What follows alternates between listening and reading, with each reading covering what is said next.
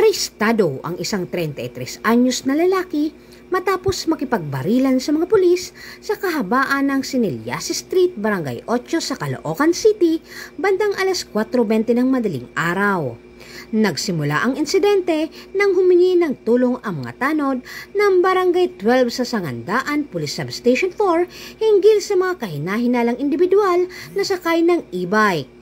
Nang habulin, bumaba ang mga sospek at nagdangkang tumakas. Habang aarestuhin, biglang bumunot ng 38 revolver ang sospek at nagpaputok sa pulis. Mabuti't ligtas ang opisyal at nakaganti ng putok at tinamaan sa braso ang sospek.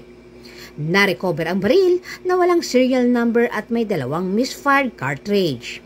Dinala ang sugatang sospek sa ospital habang tinutugis pa ang kanyang mga kasamahan.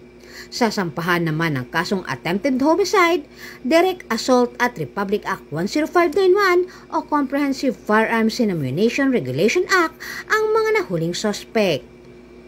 Mula dito sa Camp Bagong Diwa, Bicutan, Taguig City, ako po ang inyong PNN correspondent, Patrolwoman Ivy Corporal, alagad ng batas, tagataguyod ng Balitang Pulis.